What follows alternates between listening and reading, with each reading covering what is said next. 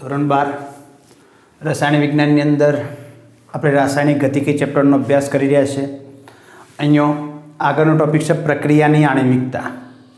પ્રશ્ન પરીક્ષા માટે મહત્વનું કહી શકાય। તો પ્રક્રિયાની આણ્વિકતાની માહિતી મેળવીએ તો જો બહુ મહત્વની છે પ્રારંભિક પ્રક્રિયાઓ।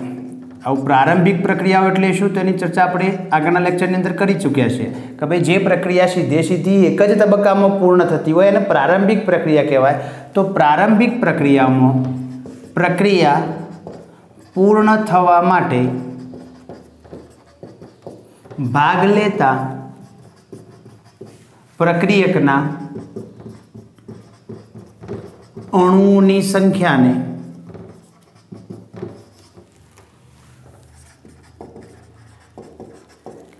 આણ્વિકતા કહે છે। શું કહે છે બેટા? પ્રારંભિક પ્રક્રિયામાં પ્રક્રિયા પૂર્ણ થવા માટે ભાગ લેતા પ્રક્રિયકના અણુઓની જે સંખ્યા ખરી એને આણ્વિકતા તરીકે ઓળખવામાં આવતું હોય છે। આણ્વિકતા સૈદ્ધાંતિક રાશિ છે। કેવી રાશિ છે બેટા? સૈદ્ધાંતિક રાશિ છે। આણ્વિકતા નું જટિલ પ્રક્રિયાઓ માટે કોઈ મહત્વ નથી। આગળ વાત કરીએ તો આણ્વિકતા જે ખરી આણ્વિકતાનું મૂલ્ય હંમેશા આ વાક્ય યાદ રાખજો ધન પૂર્ણાંક સંખ્યા જ હોય અને એ પણ સીમિત। એ કેવું બેટા? સીમિત, ચોક્કસ, એના કરતાં વધારે ના જાય। આણ્વિકતાના આધારે પ્રક્રિયાઓને 3 ભાગમાં વહેંચવામાં આવશે। તો પહેલો ભાગ એકાણ્વીય પ્રક્રિયા, બીજો ભાગ દ્વિઆણ્વીય પ્રક્રિયા અને ત્રીજો ભાગ ત્રિઆણ્વીય પ્રક્રિયા।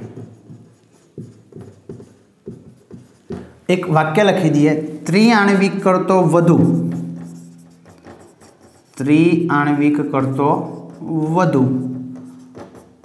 પ્રક્રિયાની આણ્વિકતા શક્ય નથી। જો આ બહુ મહત્વની બાબત છે। તો એક આણ્વિક પ્રક્રિયાની વ્યાખ્યા આપીએ શું આપી શકાય? તો જે પ્રક્રિયામાં પ્રક્રિયકના એક જ અણુની જરૂર પડતી હોય।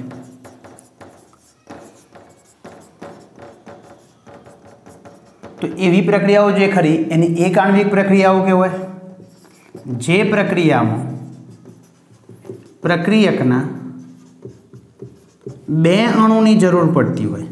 હવે 2 અણુ એટલે શું બેટા? 2 સરખાયા હોઈ શકે ને 2 જુદા હોઈ શકે, એના આગળ આપણને કોઈ ફેરફાર નહીં। આપણે માત્ર અણુ સંખ્યા જોઈ રહ્યા છે। 2 અણુની જરૂર પડતી હોય તો તેને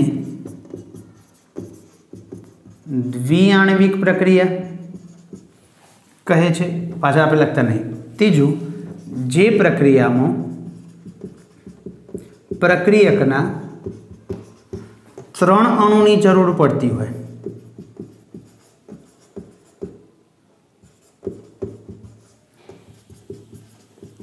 તો તેવી પ્રક્રિયાઓને કઈ પ્રક્રિયાઓ તરીકે? ત્રિઆણ્વિક પ્રક્રિયાઓ તરીકે ઓળખવામાં આવતી હોય છે। જો સરળ મેથડ છે, દાખલા તરીકે પહેલું એક મિનિટ ફરી જરા ડેફિનેશન। તો એક આણ્વિક પ્રક્રિયા એટલે શું? તો જે પ્રક્રિયામાં પ્રક્રિયકના એક જ અણુની જરૂર પડતી હોય તેને એક આણ્વિક કહેવાય। જે પ્રક્રિયામાં પ્રક્રિયકના 2 અણુની જરૂર પડતી હોય એને દ્વિઆણ્વિક કહેવાય। અને જે પ્રક્રિયામાં પ્રક્રિયકના 3 અણુની જરૂર પડતી હોય તેવી પ્રક્રિયાઓ જે ખરી એને ત્રિઆણ્વિક પ્રક્રિયાઓ। એક શોર્ટ વાક્ય બોલ દબે મોટાભાગની વિઘટનની જે પ્રક્રિયાઓ ખરી એ એક આણ્વિક છે। અને એવી જ એક પ્રક્રિયા પણ આપી છે મોટાભાગે વિઘટનની જે પ્રક્રિયાઓ ખરી એ એક આણ્વિક પ્રક્રિયા છે। હું એમોનિયમ નાઇટ્રેટનું વિઘટન કરું NH4NO2 એમોનિયમ નાઇટ્રાઇટનું વિઘટન કરું. ઓકે, તો નિપજ તરીકે શું મળશે બેટા? N2 + 4H2O. હવે જો પ્રક્રિયા થવા માટે આના કેટલા અણુની જરૂર પડી? માત્ર એક જ. તો એ પ્રક્રિયા જે ખરી એ કેવી પ્રક્રિયા છે? એક આણ્વિક પ્રક્રિયા છે. એ જ રીતના બીજી એક પ્રક્રિયા લઈ લઉં, H2 અને I2 વચ્ચે પ્રક્રિયા થાય અને HI બનાવે તો બંનેમાં કુલ પ્રક્રિયા કેટલા? તો બંનેનો એક એક મોલ, બે એકની જરૂર પડી. પરિણામે દ્વિઆણ્વિક પ્રક્રિયા. NO + O2 જોડે પ્રક્રિયા કરે અને NO2 બનાવે તો પ્રક્રિયામાં આના કેટલા અણુની જરૂર પડશે બેટા? જો સમીકરણ બેલેન્સ કરું તો 2 અને 2 4. ઓકે, ચલો અહીંયા જુઓ તો આના 2 અણુ અને આનો 1 અણુ, તો ટોટલ કેટલા અણુની જરૂર પડી? 3 અણુની. તો આ પ્રક્રિયા જે ખરી એ પ્રક્રિયાને કઈ પ્રક્રિયા કહેવાય? ત્રિઆણ્વિક. પરંતુ જટિલ પ્રક્રિયાઓમાં શું થાય? તો જટિલ પ્રક્રિયાઓ એક કરતો વધુ તબક્કાઓમાં થતી હોય અને વધુ તબક્કાઓમાં થતી હોય તો પ્રક્રિયાનો સૌથી ધીમો તબક્કો નક્કી કરવો પડે અને ધીમો તબક્કો એ હંમેશા પ્રક્રિયાનો વેગ નિર્ણાયક તબક્કો હોય છે અને વેગ નિર્ણાયક તબક્કાના આધારે જ પ્રક્રિયાનો વેગ નિયમ તાળવી શકાતો હોય છે. એવું સમજવા માટે આપણે હાઇડ્રોજન પેરોક્સાઇડના વિઘટનની પ્રક્રિયા આપી છે. જરા ચેક કરીએ આપણે.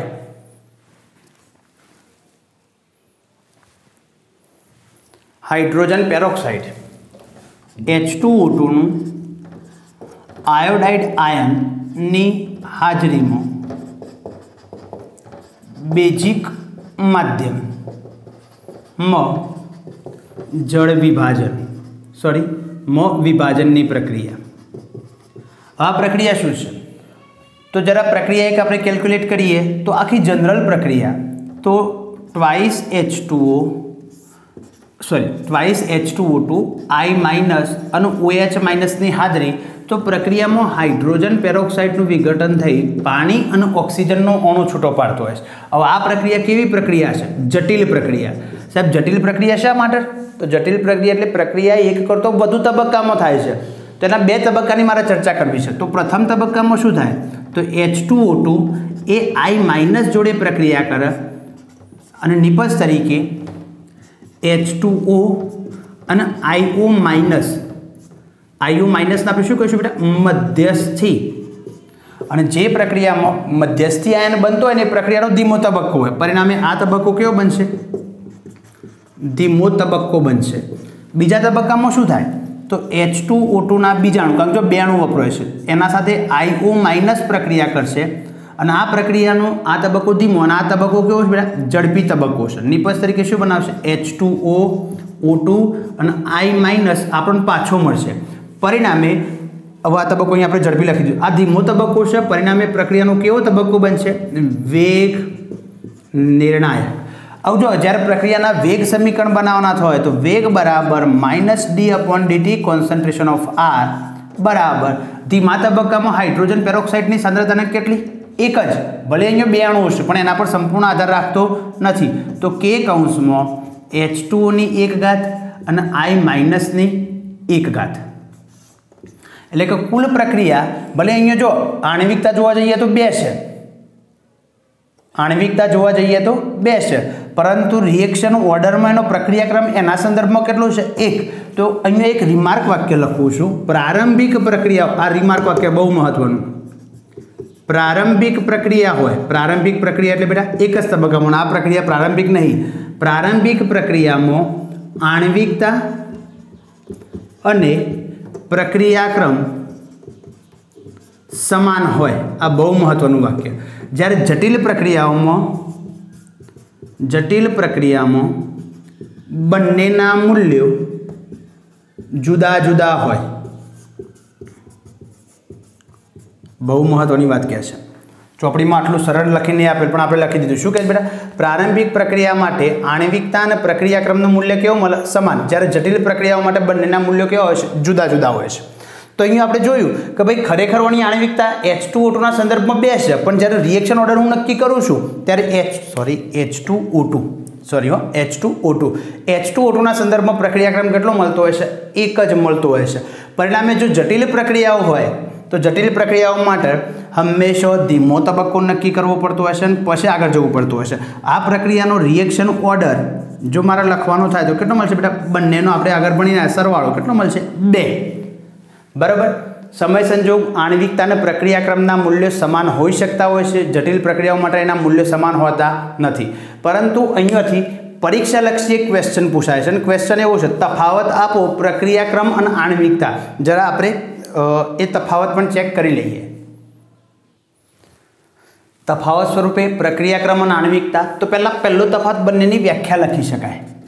પ્રક્રિયાના વેગ સમીકરણમાં પ્રક્રિયકોની सांद्रताना घातांकना सरवाळाने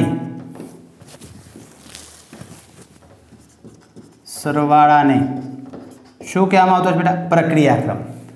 अने प्राथमिक प्रक्रियाओमां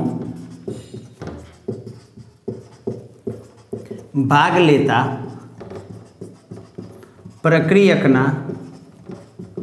प्रक्रियकनी अणुसंख्या ने आणविकता कहे छे। प्रक्रियाक्रम जे खरो ने ए प्रायोगिक राशि है। केवी राशि छे बेटा? प्रायोगिक राशि। ज्यारे आणविकता खरी ने ए सैद्धांतिक राशि है। तीजो महत्वनो मुद्दो लखी शकाय, प्रक्रियाक्रमनुं मूल्य केवुं होई शके?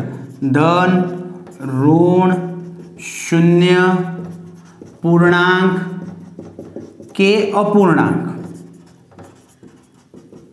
ज्यारे आणविकता हमेशा केवी होय? धन पूर्णांक संख्या ज होय।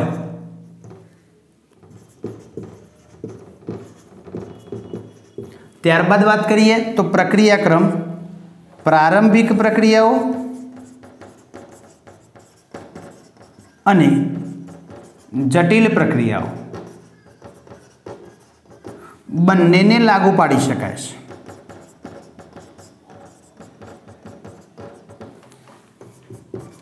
ज्यारे अहींयो जटिल प्रक्रिया माटे आणविकतानुं कोई महत्व नहीं। जो तमे आटला मुद्दा बहु सरलताथी लखी शकशो, बराबर। अने एना आधारे तफावतनी अंदर जरा क्वेश्चन पूछाय तो आपणे लखी शकता होवा जोईए। तो अहींया आपणे आजनुं लेक्चर अहींया पूरुं करीए छीए।